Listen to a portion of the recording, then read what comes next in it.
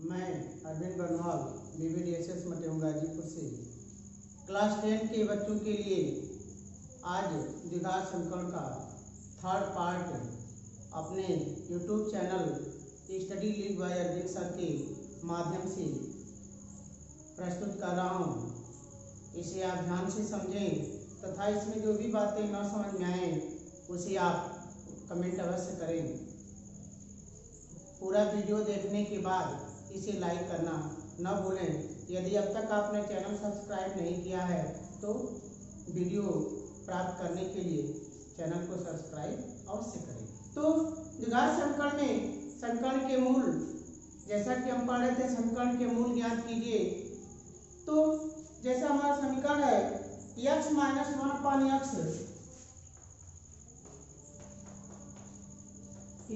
3। अब इस समीकरण को हल करके हमको मूल ज्ञात करना है। तो इस x के जब बटा कुछ नहीं है तो मान लेंगे 1, तो x और 1 का लसा हो जाएगा x। अब x में जब हम 1 से भाग देंगे x बार भाग जाएगी, x का x में गुणा कर दिए x² माइनस x में x से भाग दिए, एक बार भाग गई 1 1 कम 1 और यहाँ बराबर 3 दिया, 3 गुणा कर देंगे x² - 1 = 3x। अब इसको हम पक्षांतर करेंगे तो क्या हो जाएगा x² - 3x - 1 = 0। अब इस दिए गए समीकरण का हम तुलना करेंगे ax² + bx + c = 0 से। तुलना करने पर तो जब हम तुलना करेंगे तो हमारा मान प्राप्त हो जाएगा a = 1, b = -3 और c = -1। क्योंकि हम जानते हैं कि x = -b + √b² - 4ac/2a। अब इसमें a b c का हम मान रखेंगे। तो b का मान -3, तो -3 प्लस माइनस √-3 का स्क्वायर -4 इंटू a का मान 1 इंटू c का मान -1/2a, तो 2 इंटू 1, तो माइनस माइनस प्लस, तो 3 प्लस माइनस √-3 का square 9 minus minus plus 4/2 x = तो कड़ी में 9 और 4 इनको जोड़ देंगे क्या हो जाएगा, मान हमारा कड़ी में 13, तो मान हो जाएगा x = 3 प्लस माइनस √13/2। अब धनात्मक और ऋणात्मक दोनों बारी बारी से हम लेंगे। तो धनात्मक मान लेने पर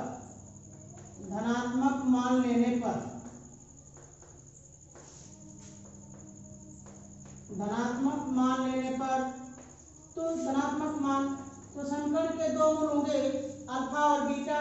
तो अल्फा बराबर 3 प्लस √13/2।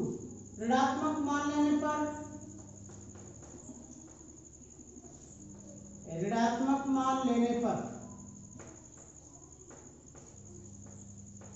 Beta = 3 minus √13/2।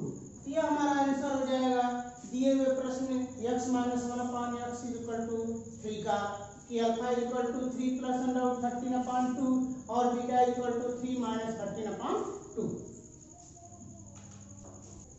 अब अगला प्रश्न, एक रेलगाड़ी एक समान चाल से 360 किलोमीटर दूरी तय करती है। यदि यह चाल 5 किलोमीटर प्रति घंटा अधिक होती तो वह उसी यात्रा में 1 घंटा कम समय लेती। रेलगाड़ी की चाल ज्ञात कीजिए। तो मान लेंगे कि माना रेलगाड़ी की चाल बराबर x किलोमीटर प्रति घंटा। तो माना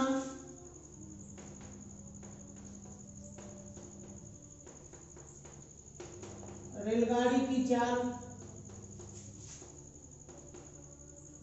बराबर x किलोमीटर प्रति घंटा।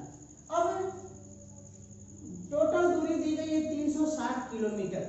तो x किलोमीटर प्रति घंटा जो एक समान चाल है, तो 360 किलोमीटर, x किलोमीटर प्रति घंटा की चाल से 360 किलोमीटर जाने में कितना समय लगेगा। तो जैसा कि हम जानते हैं कि दूरी बराबर चाल गुणे समय, अर्थात समय बराबर दूरी बटा चाल। तो लिखेंगे x किलोमीटर प्रति घंटे की चाल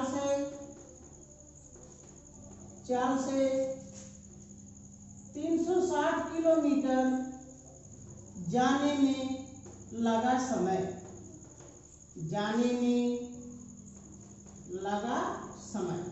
तो यह हो जाएगा मान हमारा दूरी बटा चाल से 360 बटा x घंटा।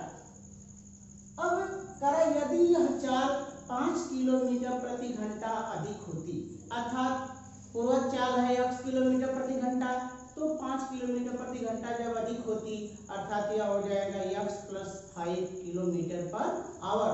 तो x plus 5 kilometre per hour की चाल से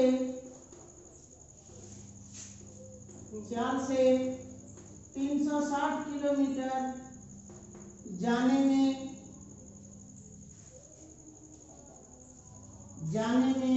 लगा समय,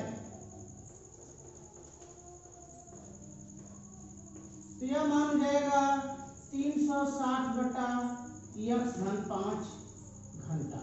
प्रश्न के अनुसार कह रहा है कि यदि इसकी चाल 5 किलोमीटर प्रति घंटा अधिक होती तो वह उसी यात्रा में 1 घंटा कम समय लेती, अर्थात प्रश्न के अनुसार जब चाल बढ़ गई तो निश्चित है कि समय का मान कम होगा। तो 360 बटा x में से यदि 360 बटा x घन 5 की अगर हम तुलना करें तो इन दोनों के बीच अंतर 1 होगा, अर्थात यदि इस मान में से इस मान को हम घटाते हैं तो मान हमारा 1 प्राप्त होगा। तो प्रश्नानुसार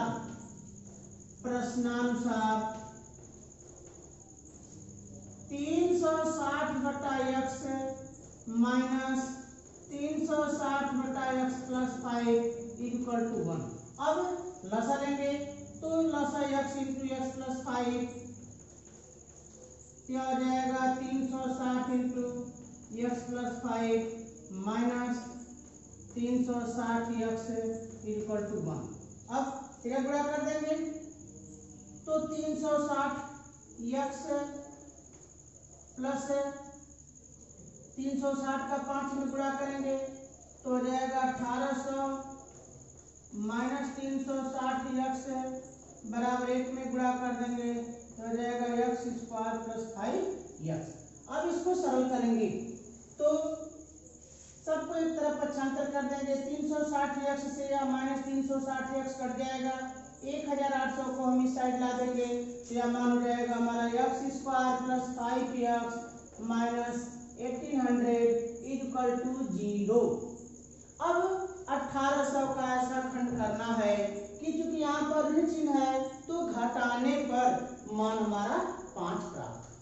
अब 1800 का खंड की मान 5 प्राप्त हो घटाने पर, तो अब 1800 का गुणनखंड हम करेंगे और उसको ऐसा जो है 2 भागों में समेटेंगे कि पहले भाग में से दूसरे भाग को घटाने पर मान हमारा 5 प्राप्त हो। तो इस परिस्थिति में हम देखते हैं कि 1800 का गुणनखंड 2 भाग में 45 और 40 प्राप्त होता है। यदि 45 का हम 40 में गुणा कर देते हैं तो मान हमारा 1800 प्राप्त होता है गुणनफल, और यदि 45 में से 40 घटा देते हैं तो अंतर 5 प्राप्त होता है। क्योंकि बीच में यहाँ प्लस का चिन्ह दिया है तो 45 को हम प्लस लिखेंगे और 40 को हम माइनस लिखेंगे, तो यह मान जाएगा एक्स स्क्वायर धन 45 x minus 40 x minus 1800 equal to 0। अब दो पद हम एक साथ लेंगे तो इन दोनों में x कॉमन तो हो जाएगा x धन 45, इन दोनों में माइनस कॉमन और 40 दोनों में मिल सकता है तो माइनस 40 कॉमन तो हो जाएगा x धन 45 इक्वल टू 0। अब x धन 45 दोनों में कॉमन तो हो जाएगा x ऋण 40 इक्वल टू 0।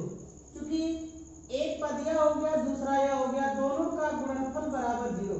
तो जब दो राशियों का गुणनफल शून्य होता है तो हम स्पष्ट रूप से यह जानते हैं कि किन्हीं भी दो राशियों का गुणनफल तभी शून्य हो सकता है जबकि उन दोनों राशियों में किसी एक का मान 0 हो, अर्थात दोनों का मान 0 हो। तो चूंकि यदि हम मानते हैं कि x धन 45 का मान 0 हो तो x बराबर -45 और x बराबर -45 क्योंकि रेलगाड़ी की चाल है तो चाल ऋणात्मक नहीं हो सकती, अतः x बराबर -45 यह अग्राह्य होगा। फिर यदि x ऋण 40 बराबर 0 तो x बराबर 40। यदि x धन 45 बराबर 0 implies that x बराबर -45 अग्राह्य। यदि x -40 इक्वल टू 0 तो x बराबर 40। क्योंकि हम माने हैं रेलगाड़ी की चाल x किलोमीटर प्रति घंटा, अतः रेलगाड़ी की अभिष्ट चाल बराबर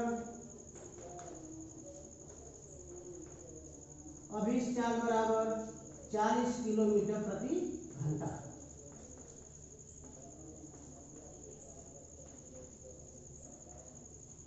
ये हमारा। अब जैसा कि हम 360 में अगर 40 से भाग दें तो 9 बार भाग जाएगी और 360 में यदि हम 45 से भाग दें तो 8 बार भाग जाएगी। 8 और 9 में हमारा 1 का अंतर है, अर्थात यह प्रश्न हमारा हल सही है। अब अगला प्रश्न हमारा कि एक टेस्ट में शेफाली के गणित और अंग्रेजी में प्राप्त किए गए अंकों का योग 30 है। यदि उसको गणित में 2 अंक अधिक और अंग्रेजी में 3 अंक कम मिले होते तो उनके अंकों का गुणनफल 210 होता।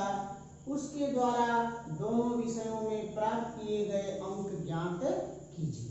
तो मान लेंगे कि माना गणित में टेस्ट परीक्षा में प्राप्त अंक x, टेस्ट परीक्षा में प्राप्त अंक x। तो जब गणित का अंक x हो गया, क्योंकि गणित और अंग्रेजी दोनों के अंकों का योग 30 है, तो जब गणित का हम x मान लेते हैं कि गणित में x नंबर मिला तो अंग्रेजी में अब 30 में से x को घटाने पर जो प्राप्त होगा वो अंग्रेजी का प्राप्तांक होगा। तो मान लेंगे कि माना गणित का प्राप्तांक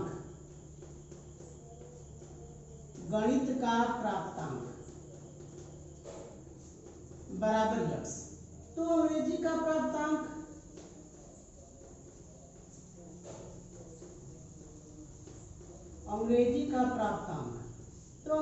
प्राप्तांक हो जाएगा 30 minus x।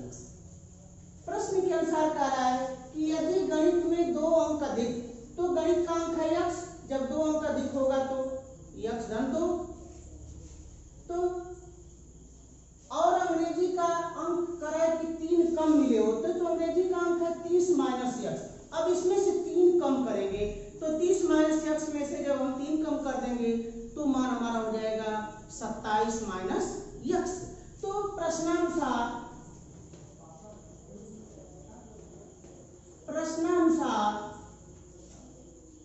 x plus 2 into 27 minus x और कह रहे कि गुणनफल 210 होता तो बराबर 210। अब हम गुणा करेंगे तो x का 27 में 27x, x का x में x स्क्वायर तो -3 है माइनस x स्क्वायर, 2 का 27 में 27 गुना 54 माइनस 2x बराबर 210 के। अब 27x में से 2x घटा देंगे तो 25x माइनस x स्क्वायर।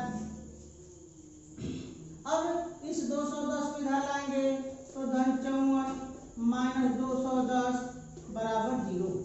तो 25x माइनस x स्क्वायर अब यहाँ घटा देंगे तो 210 में से 54 को घटाएंगे तो अब यहाँ हासिल लेंगे 10 में से 4 निकल जाएगा 5 तो 15 अर्थात हो गया 156 बराबर 0। अब इसको हम घातों के एक क्रमबद्ध अनुसार लिखेंगे और वही क्रम में या आरोही क्रम में। तो x स्क्वायर पहले हो जाएगा।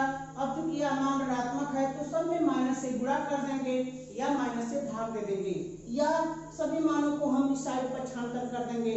तीनों में से कोई भी विधि अपनाने पर तो मान हमारा प्राप्त होगा x स्क्वायर माइनस 25x और ये प्लस 156 बराबर 0। अब 156 का ऐसा खंड करना है कि चूंकि यहाँ पर धन का चिन्ह है तो जोड़ने पर मान हमारा 25 प्राप्त।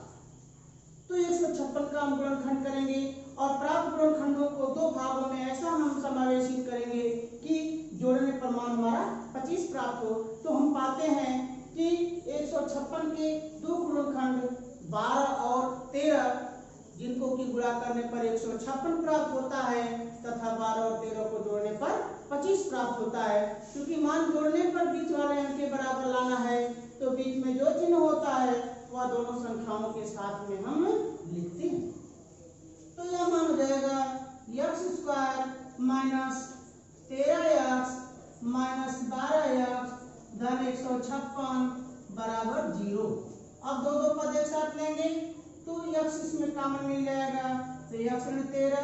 अब यहाँ ऋण 12 है कॉमन मिल जाएगा x ऋण 13 बराबर 0। अब x ऋण 13 दोनों में कॉमन तो x ऋण 13 हम कॉमन कर देंगे तो बच जाएगा x ऋण 12 बराबर 0। अब दो राशियों का गुणनफल बराबर 0 तो निश्चित है किसी एक का मान 0 होगा या दोनों का मान 0 हो सकता है। तो यदि x माइनस 13 बराबर 0 तो इम्प्लाइज दैट x बराबर 13। तो जब x बराबर 13 होगा तो इस x माना गया है गणित का प्राप्तांक। तो जब गणित का प्राप्तांक 13 है तो अंग्रेजी का प्राप्तांक हो जाएगा 30 में से 13 घटा देंगे तो 17 हो जाएगा। फिर यदि अगर x ऋण 12 बराबर 0 मानते हैं तो गणित का प्राप्तांक 12 हो जाएगा। तो जब हम 30 में से 12 घटा देंगे तो अंग्रेजी का प्राप्तांक हमारा 18 हो जाएगा। इम्प्लाइज दैट गणित का प्राप्तांक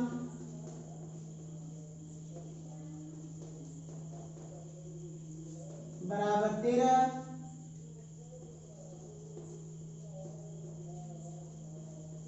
अंग्रेजी का प्राप्तांक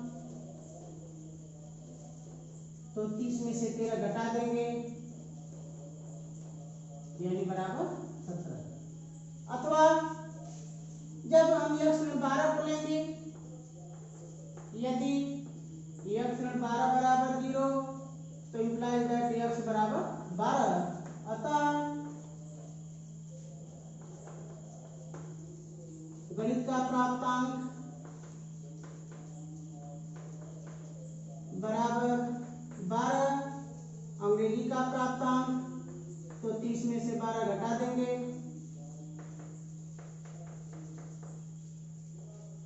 तो यह हो जाएगा मान हमारा अंग्रेजी का प्राप्तांक तो 30 माइनस 12 अर्थात हो जाएगा 18। यानी प्राप्तांकों का समुच्चय 13, 17 या 12, 18।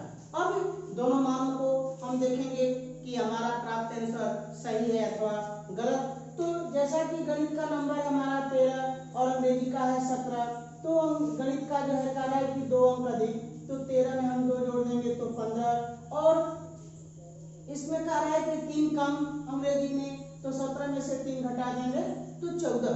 तो 15 का हम 14 में गुणा करेंगे 15 का 14 में गुणा तो हमारा गुणनफल 210 आएगा अर्थात हमारा आंसर सत्य है। अब यदि हम इस प्राप्तांक का मिलान करते हैं तो गणित का प्राप्तांक है 12 में अगर हम 2 जोड़ देते हैं तो मान हमारा हो जाएगा 14 और अंग्रेजी का प्राप्तांक है 18 में से यदि हम 3 कम कर देते हैं तो हो जाएगा 15 यानी 14 और 15 इनका भी गुणनफल हो जाएगा 210 अर्थात दोनों प्राप्तांकों का समूह हमारा सत्य प्राप्त हुआ।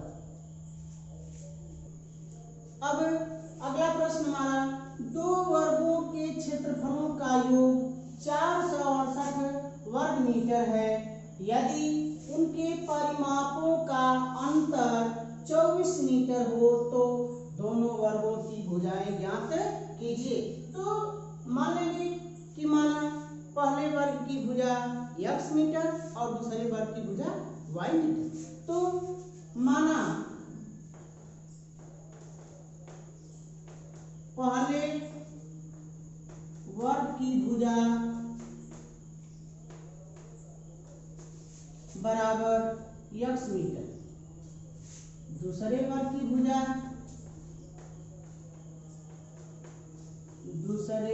की भुजा बराबर y मीटर। अब कह रहा है कि दोनों के क्षेत्रफलों का योग, तो जिस वर्ग की भुजा x मीटर है तो किसी भी वर्ग का क्षेत्रफल, तो वर्ग का क्षेत्रफल यानी भुजा का square.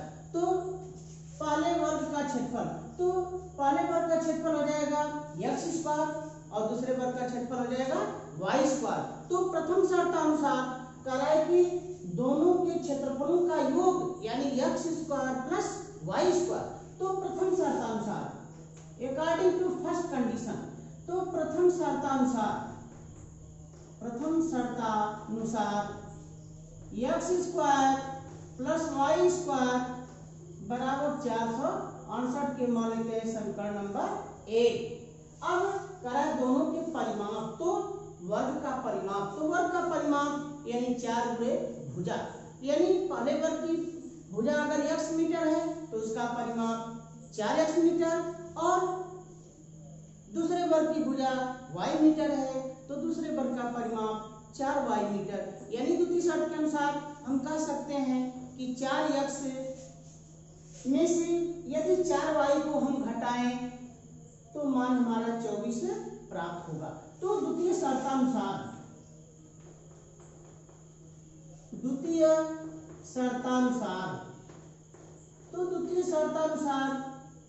4x minus 4y equal to 24। अब 4 से हम सब में भाग दे सकते हैं तो मान हमारा हो जाएगा x माइनस y बराबर हो जाएगा 4 छके 24 6, मानते हैं समीकरण नंबर 2, समीकरण नंबर 2। अब यहां से अब या तो हम x का मान y के पदों में ज्ञात कर लें या y का मान x के पदों में, तो यह हो जाएगा मान हमारा implies that x equal to 6 plus y। अब यह मान हम इसमें रख देंगे तो समीकरण 1 में x बराबर 6 धन y रखने पर, तो मान x स्क्वायर प्लस x के स्थान पर मान रखना है तो 6 धन y का होल स्क्वायर धन y स्क्वायर बराबर 468। अब a plus b whole square, तो a plus b whole square का हम मान रखेंगे तो a square plus b square plus 2ab, तो 6 का वर्ग 36 धन y स्क्वायर धन 6 गुना के 12y धन y स्क्वायर बराबर 468। तो y स्क्वायर यानी 2y स्क्वायर धन 12y, अब 468 लाकर इसमें से घटाएंगे तो 468 घटा देंगे 36, यह मान हो जाएगा हमारा माइनस 432 बराबर 0। अब सब में 2 से भाग हम दे सकते हैं, तो 2 से जब भाग देंगे तो मान जाएगा y स्क्वायर धन 6y ऋण 216 बराबर 0। अब 216 का जब 1 में गुणा करेंगे तो 216, क्योंकि माइनस चिन्ह है तो घटाने पर, यानी 216 का ऐसा खंड करना है कि घटाने पर मान 6 प्राप्त हो, घटाने पर मान 6 प्राप्त हो। तो अब 216 का खंड करेंगे तो 216 का खंड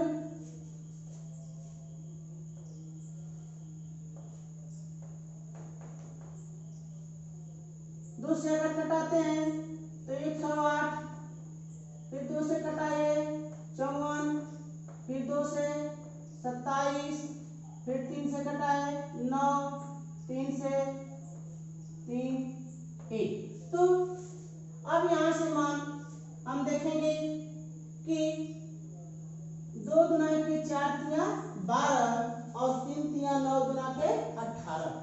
12 और 18 हमारे दो खंड मिले।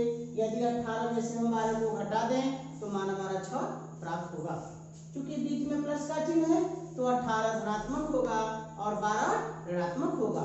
तो यह मान जाएगा हमारा y² धन 18y ऋण 12y ऋण 216 बराबर 0।